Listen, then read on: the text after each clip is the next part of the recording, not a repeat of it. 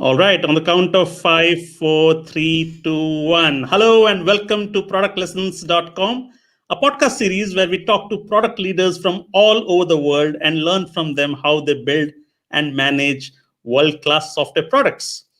If you're interested to listen to audio-only episodes, since this is a YouTube live stream format, video format, but if you're interested for audio only, you can go to SoundCloud. The link is in the description below. So today's episode is a CEO special, and I'm thrilled today because I'm speaking to my ex-CEO from TeamViewer, Andreas Koenig, and I'm delighted because it brings back a lot of old memories just by the mere presence of him. I have presented roadmaps to him when I was in TeamViewer and learned a lot from his product wisdom. Andreas has had a phenomenal career record. Let me give a brief introduction of him in reverse chronology, and then we can get started.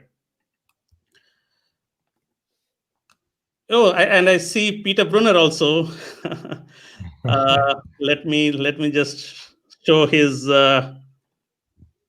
comment here. He says, "Good to hear you guys. Excellent. Lovely to hear you, Peter, as well." So let me give a brief introduction of him in reverse chronology. He's the CEO of ProGlove, a company that builds wireless gloves with built-in barcode scanners, and the company has raised close to $60 million already. Maybe I'm missing out on the numbers. We'll check with Andreas later. Prior to ProGlove, Andreas served as the CEO of TeamViewer. It was a hidden unicorn in Germany and was responsible to put it in a fast growth trajectory. And he has known for being driven and resilient. Andreas previously served as a member of the Swisscom Limited Executive Board and CEO at Swisscom IT Services, where he merged two business units into a single entity with over 4,500 employees. From 1996 to 2012, Andreas held multiple leadership positions at NetApp. It's a leading American storage solutions and data management. As SVP and General Manager EMEA, he was instrumental in the company's establishment and expansion within the European market. Under his leadership, this business grew to over 2,000 employees and generated annual revenues of more than $2 billion. Now, one striking thing about Andreas, I have observed about Andreas is that apart from being a dynamic leader and an effective CEO, he has a certain warmth to his nature towards his employees, towards his people. And I want to state that at TeamViewer, when it was already 1,000 people workforce, he would still drop a caring message to many new joinees before they actually joined. And he did that to me as well. And that little gesture made us all feel special, and we look forward to joining. So with that, let me just welcome Andreas on screen. Hello, Andreas. Welcome to productlessons.com. How are you doing today? Hi, Rafi. Doing very well. Thank you. That was a long introduction. and a well-deserving one at that. So, Andreas, I mentioned about this particular gesture, and this is I'm very curious to know about your leadership style. Every leader has their own styles, but I would like to ask you about your leadership style. What is it, and how has it evolved over the years, maybe? So you mentioned actually a couple of my professional career paths, and one which was really instrumental was my jobs at NetApp, because I had some really great leaders there. Just to name one, Tom Mendoza, or Dan Worm, who was my boss, my direct boss, or Dan Wormenhoven, the CEO. They did two things which really formed my opinion on how to lead people. First of all, it's really about leading people from the front. You need to think about people as you would be the one. So how would you feel if you enter a company? And the other two, there are two other things, which is make them feel like they're empowered, which I really wanted always to the people to see. Once you hire them, they're empowered, full stop. And there was one nice thing that Tom Mendoza always did that I'm trying to do now. It was doing something right. So whenever someone reports to me, hey, this person did something great or good, I really try to catch them Got it. Got it. Thank you. Thank And has your leadership style evolved over years? Like, have you changed your style over years? Obviously, yes, we as people change and evolve, so does the style.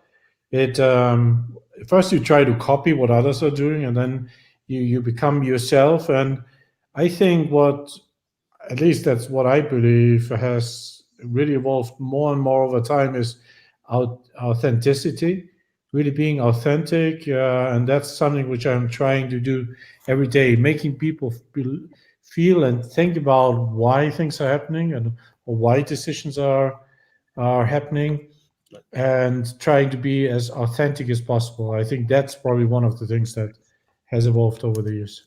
Hope I'm doing good in this. Thanks for sharing that. My next question was to ask you about your career trajectory, but I will skip it. I gave a brief about your career trajectory. Instead, I would like to ask you. You have had a splendid career, right? But you also have taken some unconventional moves in your career. You have taken some brave decisions, brave career choices. Of your vast career, which phases did you enjoy the most? Which phases did you have a massive learning and a massive personal growth? Maybe that will be interesting to know. So as you said, I flipped from, I started in small companies, grew one of the small companies to over 2 billion in revenue. So becoming a big company, then I joined Swisscom, which is a big company, going back to small ones.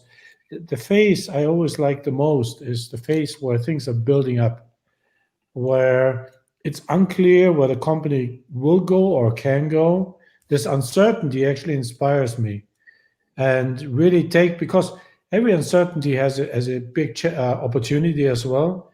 And so whether it was joining a company like sorry for that, whether it's joining a company huh, whether it's joining a company like NetApp in the very early days, and trying to help the company becoming big, or whether it's joining a big Swisscom where I had to remodel what's already there. Really, the change process, changing things, going for the uncertainty, and making people feel, the whole team feel like they can do extraordinary things. That's the phase that I like the most. Got it. Got it. And where do you enjoy the most in terms of learning? Where did you have maximum learning and self growth? Maybe.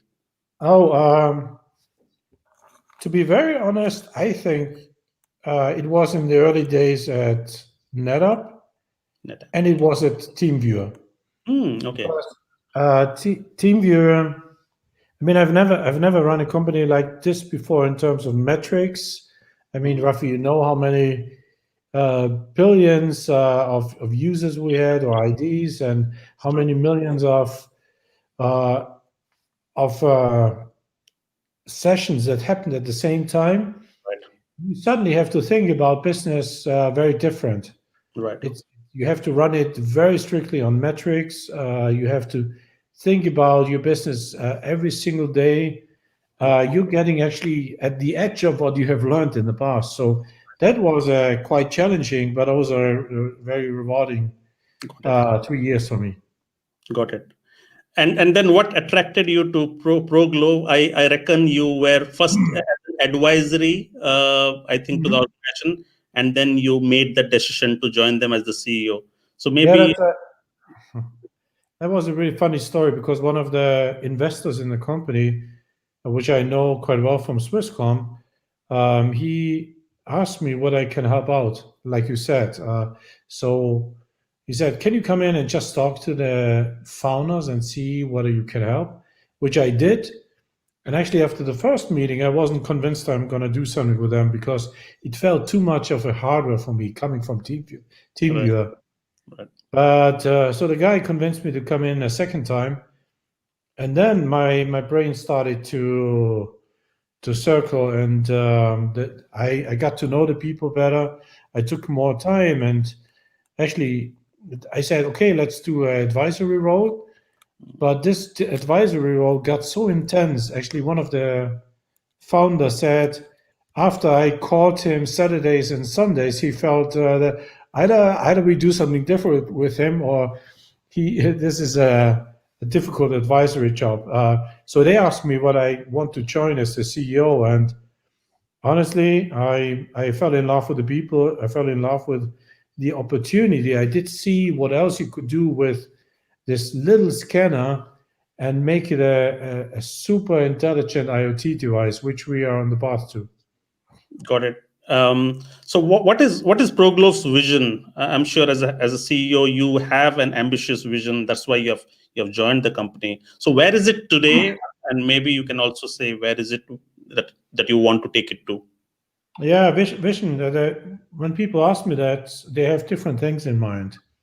Some people think about, when they talk about vision, they think about valuation. Mm. Some people, when they ask me about vision, think about what is the product vision, Right. and some are really seeing it more holistic. I try to give a couple of answers. First of all, I truly believe this company can be a unicorn like TeamViewer was at the time, because the opportunities, especially given the change in online business, people are ordering more online, so you need to do more individual picking, which is the perfect scenario for us. Right. In addition, also, I believe this, and that's what I like about it. Same like with TeamViewer, for us, the human is in the center of everything we are doing. Right. TeamViewer was about the people helping people. Right. At ProGlove, it's really empowering the workforce to become more efficient. Got It's it. really thinking about what can the human in the whole process do, and how can he become better in what he's doing. And that is so much different from everything else I've seen on the shop floor or in logistics, because there it's more about automating and getting rid of people. And we are the opposite. Got it. So hardware is very interesting, at least the way I have seen the entire ecosystem change, especially some of the big players like Amazon. It keeps introducing new hardware every few years. Alexa being most successful. Facebook also is offering Oculus. Google has its next. So manufacturing industry is also huge with lots of hardware products. Why do you see that the trend towards more and more rush for hardware? Is it because hardware can become a platform and then you can sell a lot of services on top of that? What could be the reason? Yeah. So first of all, I think it's two things that are happening in the market, and I'm an adamant fan of this. First of all, it's about consumerization of things in the industry. The industry in the past has thought too complex about hardware and software. Right. And but people, because of the smartphone and young people coming into business, things need to be simpler and simpler over time. So, and they need to feel and look like the apps you have on your smartphone, and they need to feel like the gadgets you get from Fitbit and others. Right. And I think that's why, especially in the industry, things are changing a lot. And I believe on, which is building an ecosystem. Right. And this is why we are not only experts in what we're doing on the hardware side, but also on the software side. So we created a platform, an ecosystem where the hardware triggers the software and the software triggers the hardware, which is, you can say, kind of an Apple model. That's what Apple is doing, or what Amazon with Alexa or Google with other products are doing. But that's exactly what we are trying to achieve here and are doing. And I think that's what the customers are asking for. Got it. So I also wanted to know, since you have come from traditional software business, how is hardware product fundamentally different from building a software product? Like, what are the upsides and downsides of a hardware business? Maybe we can begin with that. I have a couple of more questions, but maybe we can begin with that. It's actually an interesting question, because I asked myself the question when I came here. And the principle of product management is the same, whether it's Mm. hardware or software. But what's really different is the cycles. So if you made something on the hardware side, it takes actually you need to have a lot of. It's not like software. You write software and then you can do updates every week. Right. Not possible in Okay. hardware.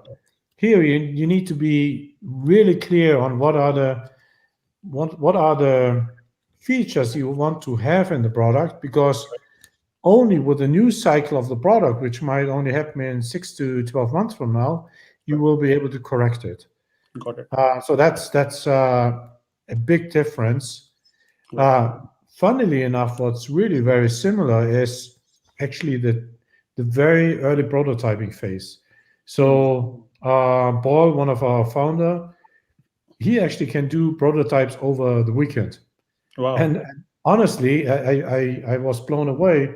We came from a visit in Stuttgart, and we were in the car driving back home to Munich, and we were thinking about an idea that actually came up. Why shouldn't we do a small display, just a very small display that you can put on your wristband or on your hand? And he said, interesting. And I came back on Monday, so this was Friday. I came back on Monday, and he had the prototype. Wow. That's quite amazing. And so even in hardware, you can do very quick prototypes. Got it. So how does the unit economics work out and the commercials work out and especially the business model is different from software? Like what does it take to win in this space, and how does the reason I'm saying is in software you build it once and then you just replicate it. The cost does not scale, but here hardware, I think every unit has a cost to it, isn't it? So maybe if you could shed some light there on the unit economics, it will be great to learn. Yeah, I cannot go into details, as you can imagine, because Yeah, that's our secret. sure. Yeah, But in general, what we really try to do is, and we have a very young team, and I'm every single day blown away by the ability of the team. Um, we try, we design everything in Munich, good. we prototype everything in Munich, we build everything in Munich. So everything we sell, except the components which we source around the globe, but everything we build is really built in or around Munich. Mm, The reason I'm saying this is because it really helps understand, and our manufacturing level is mm, super cheap. So we build everything. We from the housing to the PCBs to the software to pretty much everything. got it. And because we do this, we understand very well where the hidden costs are and where you can save money. And the design principles are really make it as simple as possible and make it as compact as possible. It takes a little bit longer to Right. design it, and it takes a little bit longer to for the team to come up with a product that is then ready to be produced in mass. But it really also helps us understand where the costs sit and reduce the cost. So the gloves, as an example, we do all in-house. And because of this, we every day, single day, we experiment on which materials could be more hardened, which materials can last longer. Uh, can we change something in the process to make it cheaper? And our goal is always to have every 6 months a percentage of decrease in costs for every piece we are doing. Got it. And if you have to sell the products, and you need not talk about yours, but in general in hardware products, uh, can you just build it at one place and then just export it all over the world, or you have to make choices on building localized manufacturing units? No, actually, that's as I said, since the beginning of the company, everything has been produced in or around Munich, so it's really made in Germany. Got it. Um, Even everything we do, also for the States, Canada, is also built here. So we have to, which makes it a little complex because we have to keep the different variants, Right. and it can be quite difficult. Got it. But the team manages it really well. But what we have to obviously do, and that's also different from software, we have to keep track of certifications for countries, because without local certifications, we are not able and allowed to sell the products. I So see. that's a dimension that in software you don't have. Got it. And how does a roadmap for a hardware product look like? So I'm sure you have two roadmaps. Okay, you can use your discretion on how much you want to share. But in general, for a hardware product with which actually has built-in services, I'm sure you have a roadmap for the hardware and the what new models you want to release in the next 2 years, maybe. And then the services has its own roadmap, isn't it? So are there like two roadmaps, two different product managers, so to say, or how does it work out? So we have one head of product management or product. Right. Um, a reason, and I don't have two. Underneath, we have one team that takes care of hardware and one team that takes care of software. But since the products are so interlinked, I cannot sell the hardware without the software. These teams work extremely close with each other. So there's there's only an inter there's one roadmap for both, to be honest, Mhm. because we cannot design hardware without knowing which software and how it needs and how it integrates into software. Right. But when it gets to, and we have announced a special platform called ProGlove Insight, Mhm. which is a cloud software. And there we have a separate roadmap in I see. addition to the others, because there the things can be developed independently quite well. And Got it. and that's where I feel like back at TeamViewer, Mhm. because we have actually the late part of TeamViewer where we started to have monthly cycles and then weekly. Right. We are now delivering more or less a new release every 2 weeks. Got it. Yeah, I clearly remember when I used to present the roadmaps to you, and one of the things that you always asked was have say you wanted us to add revenue numbers to the roadmap features that we were building. Okay, how much is the value of that? It's not so because we were feature driven, and you said it has to be revenue driven, and revenue is it is value based revenue. How much is the value being added to the customer end? So with that, if I may ask, so like if you have a hardware prototype that is approved, how do you confirm whether a prototype is ready for go to market? Is it something that you test out with the customers, get validation? Oh, uh, we do. I mean, as you pointed out correctly, Rafi, I'm a fan of value-driven features. I don't think anyone should design features that don't deliver value to the customer. And if it's value, I think customers are willing to pay for it. So there should be a revenue number attached to it. But what we do extensively, not only on the hardware but also on the software, we do mock-ups or we do prototypes, and then we go to customers and we interview the big customers and ask them, how do you like this? So, example, BMW is our earliest and our first customer we had. right. They were intimately involved in developing our first scan Ah, module. So we came with very early prototypes to them and had different kind of gloves and had different ways to release a scan. right. And we actually went to the shop floor. Right. My team went to the shop floor in order to figure out what is the right thing to do. It was not a management meeting in a nice meeting room. It was directly where the work happens. And Wow. that's, I think, especially if you do hardware, Right. is absolutely necessary. And even today, that's what we are doing. So do you like make 3 to 4 design prototypes and then ask them to work for a week or so and then come back saying that, okay, this one worked, and then you pick Yeah, that? yeah. more or less that's what's happening. We have I don't know how many now, but two, three 3D printers, so we can really change the design overnight. Right. So yes, we do a prototype, Right. even if it's if at the beginning it looks ugly, we still Mm, do it. right. And we are not ashamed going to the customer with a not perfect device, Right. but we do it to get feedback. And yes, it's we build typically, I don't know, 10, 20 units to prototype, and we send it out to BMW, to DHL, Lufthansa, and other companies to give us feedback.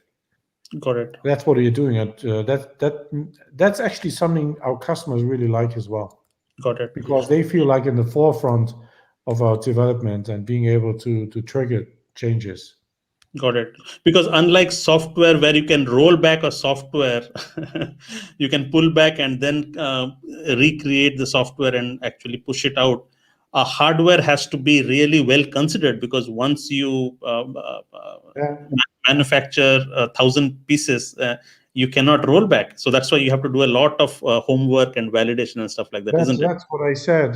That's exactly the difference. You need to take more time in the design phase Right. before you deliver something. On the other hand, if you really know what you're doing, you can also be fast. So Mm, the last example for this is what we call mark display. It's the scanner, but with right. the scanner with the display on the back, Right. uh, which was, by the way, an evolution of the idea we had when we drove home from Stuttgart. Right. It took us a while to get to this format, but once we decided we do it, we do the display not as a separate unit, but we integrate the display into the scanner. Right. From that time till we had first customer shipment, it only took us 6 months, Mm, which on the hardware side is unbelievably fast. fast. Yeah. And one other interesting observation: the thing that took us actually the longest, because it's not so easy, was the firmware. It Mm, wasn't the hardware. okay. Interesting. Got it. So the thing is, you are building a product which the your target customers might not have used it at all. So you are like introducing a new product line, which is helping them to work in a completely new way. So that means you are building a habit forming product which they have not used to. So is it also a lot of work on your end to reimagine your target customers to start using it? Because maybe the work on the shop floor workers might not be they might not be comfortable using this. They have not used it before, so it's a lot of a new habit to be formed. So how do you make those mindset changes to your target customer? So um, that actually is one of the stories how the company got founded, and it shows on how you should do your product, and that's what we try to copy with every product we are doing. So one of the founder, Paul, who I mentioned before, he worked as a PhD student at BMW, and after that he did work for BMW, but I only think for a couple of months. Um, so he gave tours through the factory, Hmm. and so he always had to observe what people are doing. They were wearing gloves, helmets, glasses, Right. shoes, and then he observed that there's one thing people always have to do, which is scanning. Mm. And he knew that every second you save in scanning at BMW or any automotive company is Right. about $1 or €1. Wow. So every second, which is a lot. So and then so he went back and said, so if I combine something that people already use, either the helmet, the glove, or something else, with what I'm seeing on the floor, the scanning, Right. I think that might work. So that's how he actually got to the idea to use the glove, Right. because everyone is wearing a glove on the shop floor.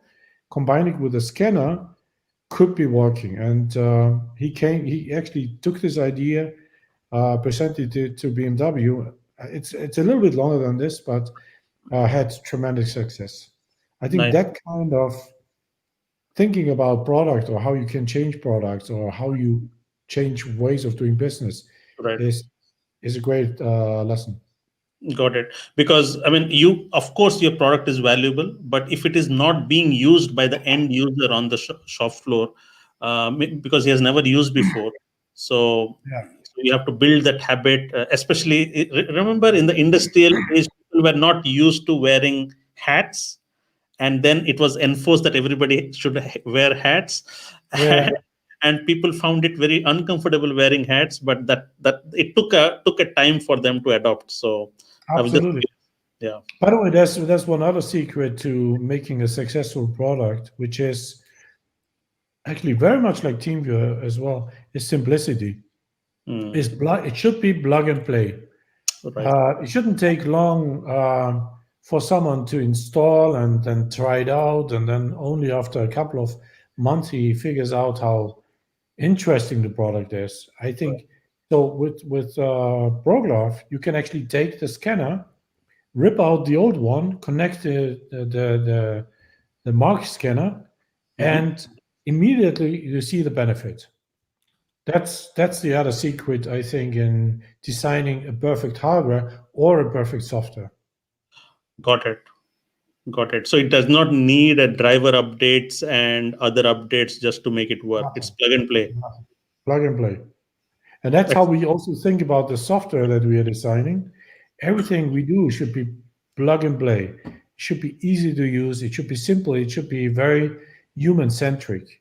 It should feel like a natural extension to what they are doing. And I think that philosophy is one of the key philosophies we have in our company. Got it. So I just wanted to ask you a broader question on hardware products. So the business model usually, in terms of pricing, it would I would not imagine that you would like to make a lot of profit on the hardware.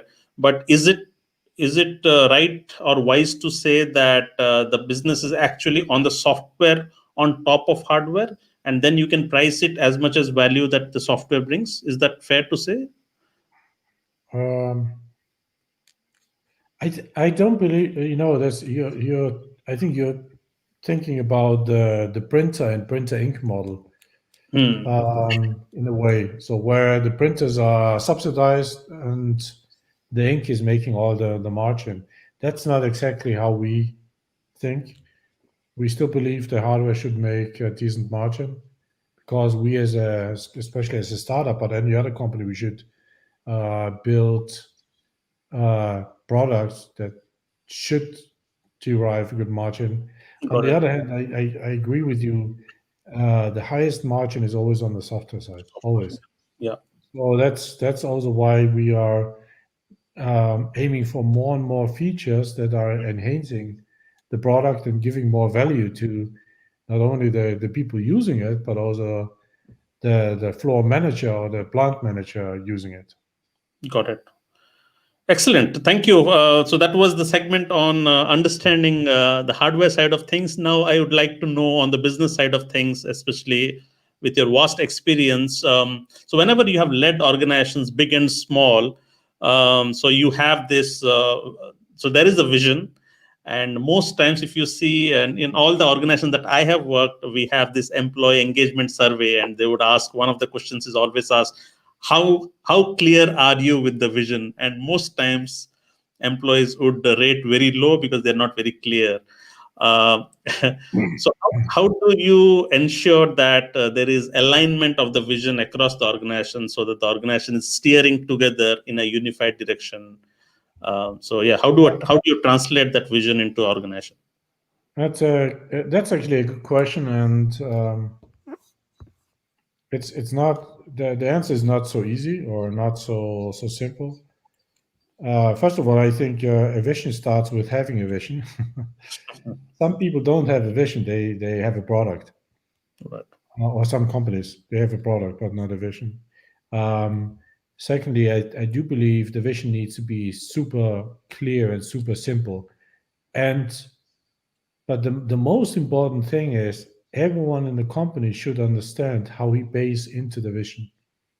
So Hmm. why do I work in the company, and how is my work contributing to the vision and the success of the company? Right. Multiple ways how to get there. What we choose is, are you familiar with the OKR Yes. model? Yeah, so sorry for asking, you should be. Um, so we are using the OKR model in order to make sure that everyone understands how these things fold into each other. Right. Plus, what we also do is we talk about success pretty frequently. Mm. So every week, for as an example, we have a weekly update call with the whole company to Right. give them an update on where we are and how we are doing. Right. Every month, we have a, monthly company meeting, and Right. in this meeting, it's not the management team presenting; it's actually someone in the team presenting what they have done the last 30 days. So product gives an update on how they are doing on the product, software on the software, sorry, hardware on hardware, software on software, finance on finance, and so on and so on. Right. Which and the goal is always to ask. We ask them to put it into the perspective on where we are with our OKR. So you see a small line in each of the presentation where everyone has to put what is your percentage achievement towards your OKR. Right. So through this, actually, people, and I hope, but that's the feedback we are getting. People are very up to date what's going on, and everything is very transparent, Right. which is what we wanted to achieve. Right. So you have realized OKR helps in bringing alignment and focus across the organization. It does, but I have to say OKRs can be complex. And I know at the beginning, I think we tried to over-engineer OKRs, being German engineers. We try to make it even better than the origin. Right. But the principle, I mean, in the past it was called KPI, and Right. with a different flavor. Today it's called OKRs, but the goal is the same: align people. Right. And I think as long as you ask everyone to have your quarterly OKRs, you have your grooming sessions, but keep them short. As long as the OKR complex is not too complex, OKR works quite well. Got it. The other question that I had was, especially this is a CEO question, a classical CEO question is, an organization is complex, isn't it? There are lots of moving pieces, so many different functions. How do you bring sanity on, like, how do you stay in control on managing this complexity? So like, um, you have worked in larger organizations, you have worked in fast growing organizations like Teamweaver, and a relatively smaller organization like ProGlove. But what is your toolkit or tool set for you to stay in top of your business? Like, do you have a dashboard where you just get up in the morning and have a look how we are doing business? What are some of your tools that helps you So stay on top? first of all, I believe there's not one secret to success. I think everyone has, to your point, his own flavor, and things are evolving over time. What I'm doing is it's two things. One is um, a sequence of meetings, and the other one is KPIs or OKRs, managing the company through data, which is something I actually learned by heart at TeamViewer, I have to say. I mean, I've done it before, but I've never done it so strict as with TeamViewer. So what I do is I have my weekly calls with my management team where we update ourselves on the most important things. You mean There's everybody together, all Yes, functions? my direct report team. Okay. So that we have this every week. I actually introduced this at TeamViewer as well. Every week we have our Monday morning meeting, and it's super important to keep everyone focused on what we are achieving. And if something important pops up, we definitely know it latest on Monday. We typically know it earlier, but on Monday, that's a chance for everyone to really have a look at it. And then we have a monthly business review, and there it's a 3 4 hour exercise where we go through every single metric we have in the company, and see whether there's something we need to control better, whether some numbers are getting out of control and we need to react, or whether we have a quality issue, whether we have a delay in software, delay in hardware. That's where I mean, the monthly business review is really the point of truth where we know are we on track or not. But usually, is this like a goal that everybody is trying to achieve within a month, within a quarter or so, or it is 6 months? Yeah, What? yeah, but that's the OKRs we have. So at the end of a quarter, we have quarter, and we see, did we achieve our quarterly goals? Didn't we achieve our quarterly goals? Yes, that's what we are doing as well. But since we have this monthly sequence, the quarterly becomes one of the monthly sequence. Rafi, I can hear you anymore.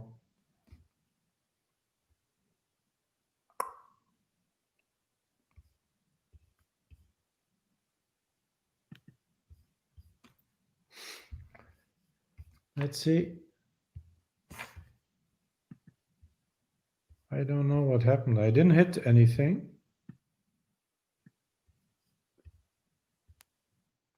Rafi, shall I leave and come back, or?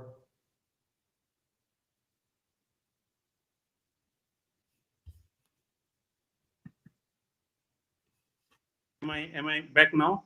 Ah, you're back now. Good. What But happened?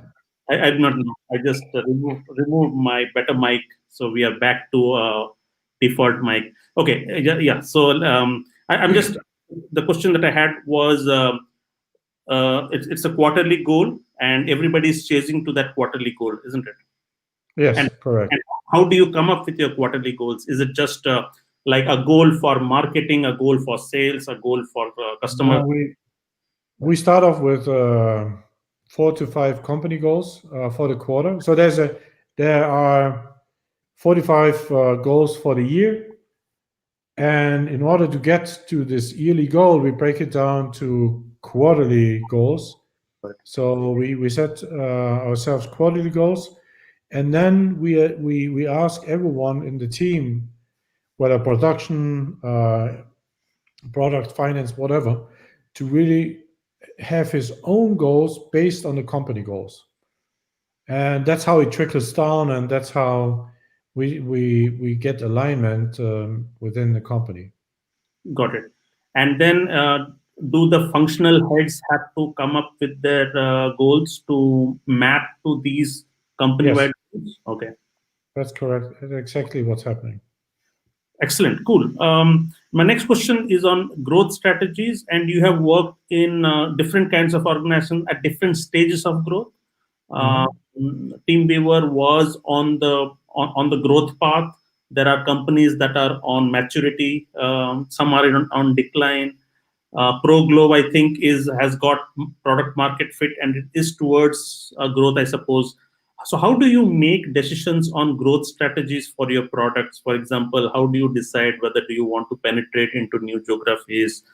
There could be different kinds of growth, right? So, either you add more products, offer cross sell products to existing customers, Mhm. or maybe go to new geographies, or maybe partner with others. So how do you come up and make decisions on growth strategies? Maybe that would be helpful to know. Okay. So first of all, I was lucky enough not to work in a single company where we didn't have growth. So even here at ProGlove, we have a CAGR north of 100% uh, since the beginning of the company. Even this year, which is a terrible year, we are still growing close to 100%, which is Wow. quite outstanding. um, so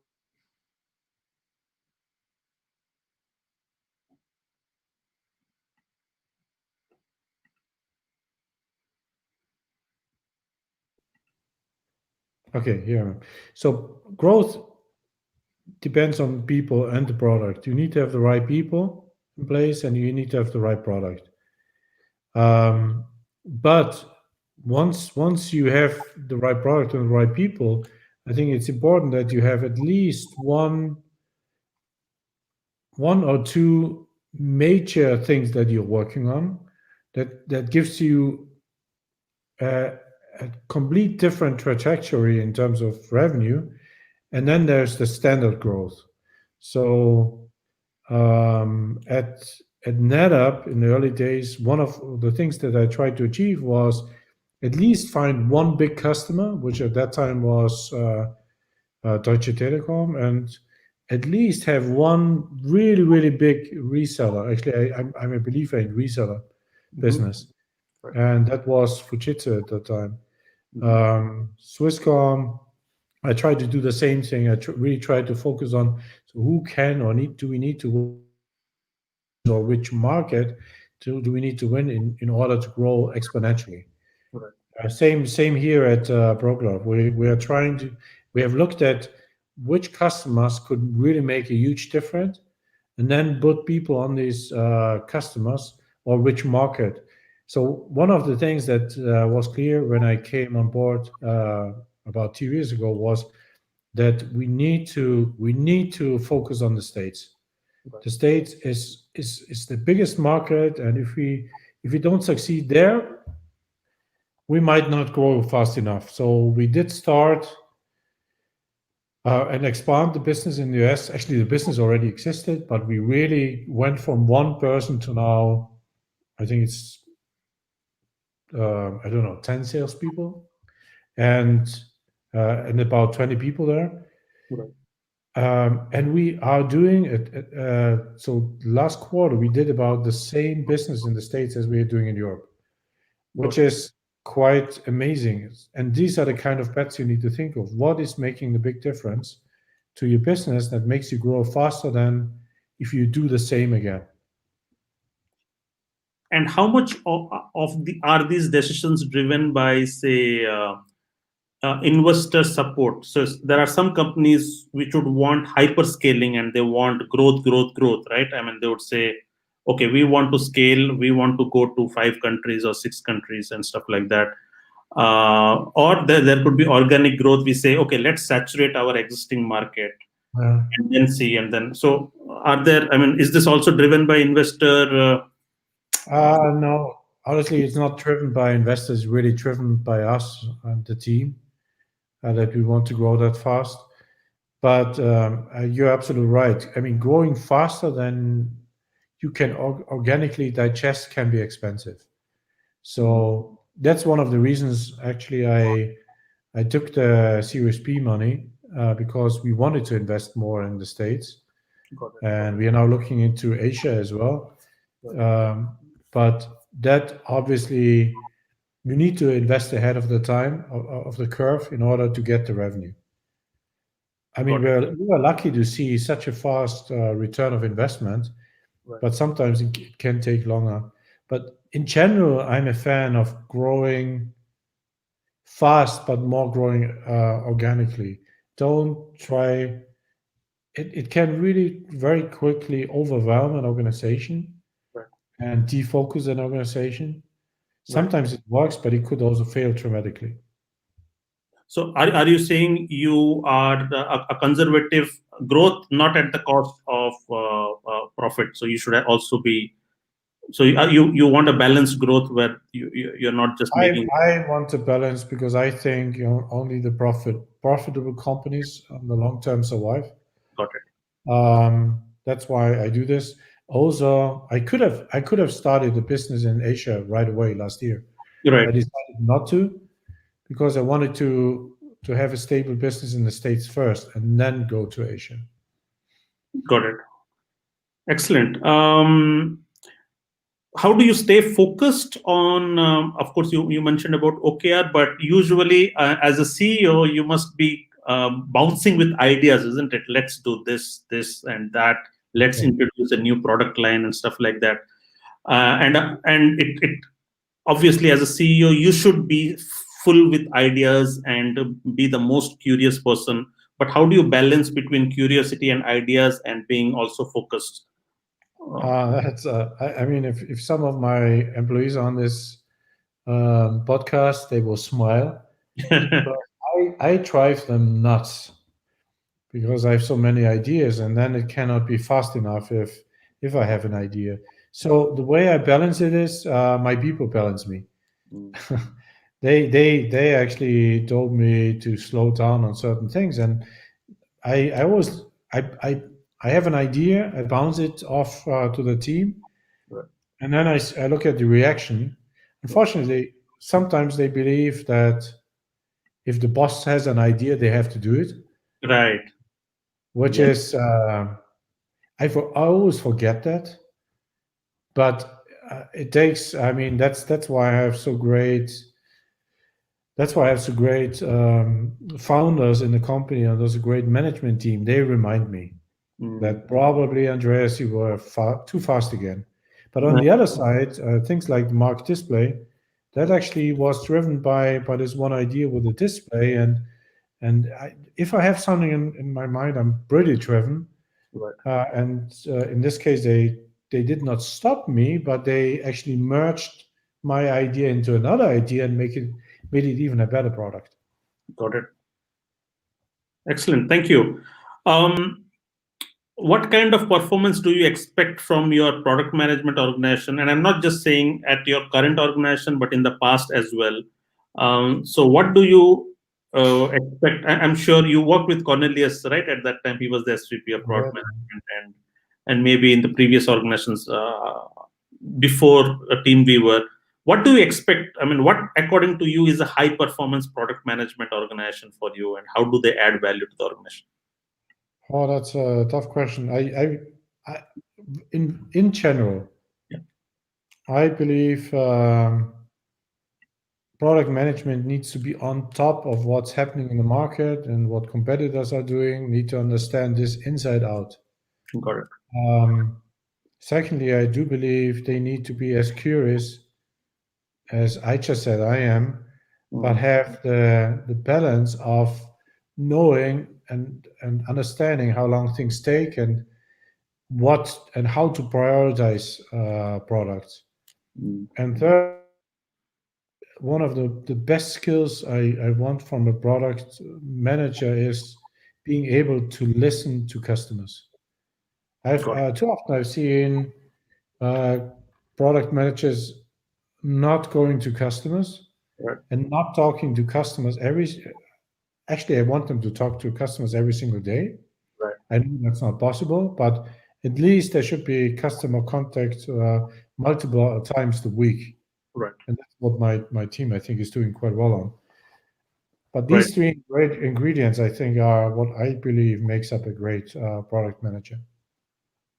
Excellent. Yeah, I also, I mean, I work with some of the best product companies, and what differentiates from the best product companies with not so great companies is how often the product managers talk to customers. In fact, at Autodesk, where I used to work, our bosses forced to block our calendars at least 10 to 15% of our time just to talk to Good, customers. So absolutely that's good. how it is. Yeah, so I'm being mindful of the time here, but I want to end up with the last question, and that is, you have had a fascinating career on a growth trajectory. So somebody who is I actually have two questions. First is, how what are your personal practices as a CEO to stay on top of your game? How do you keep yourself pushing hard? How do you inspire yourself and motivate yourself? That is one. And yeah, maybe answer that, and then I'll ask you the last question there. Uh, Again, a very personal choice, but I'm actually a family man, so I like to stay close to my family, to my kids, and because they inspire me, my wife inspires me, and I think making sure that I give them a good life and also do the right thing, not only for the company, but also for them, is really giving me a lot of inspiration. And Hmm. the second part is taking care of myself. So I like to do sports. I like um, to fill my brain with different things than just the job. Not Mm. focusing all your time on the job is something that I actually enjoy the most because it frees up energy and it frees up ideas that actually do help the company. Ah, okay. So that's interesting. So what you're saying is, uh, pulling yourself away from job is actually making you more effective at job. I do believe so. Yes, Got it. So if somebody is I'm in this respect. I'm not like probably um, like other people that actually work day and night in the company because right, I don't think I it would add value to the company nor to myself. Um, I'm actually the opposite, and I think it works quite well. got it. Excellent. If the audience is watching this interview, and if somebody wants to be at where you are in their career and at an accelerated pace, okay, what would be your advice to be a CEO, somebody who is starting their career? What are the steps they would take in their career wisely, so that they accelerate their path to become a CEO? I know many people have answered it this way, but I think it's absolutely true. So first of all, um, never give up. So that you will, everyone has and will face a lot of obstacles in his way to where and goal he wants to get to. And I can only advise everyone, and I've had a lot of obstacles and moments where I could have said, I'm done, I don't want to continue. So never ever give up. Stay honest with yourself. And the second thing is really what Steve Jobs said: stay hungry and stay foolish. I really try to do things and make yourself better. Make try to help people become better. The last thing you should really think about is money. Don't look at money. Many people think that they want to do a management role in order to get more money. Right. Money is the last thing that comes. It's really first the other two things that I talked about. Well, thank you. That brings us to the end of a fascinating interview with Andreas Koenig. Andreas, thanks Thanks, so much. Rafi. Thanks so much for your time. And yeah, I know, of 150 episodes that I have done, I have interviewed. This is the third episode with the CEO, and I always get to learn a lot from them, and my audience also gets to learn. So I cannot thank you enough for your time, and all the best for ProGlove's future as well. Thanks, Rafi. It was a real pleasure seeing you again and having this very interesting interview. Thank you. Bye bye, Andreas. Bye bye.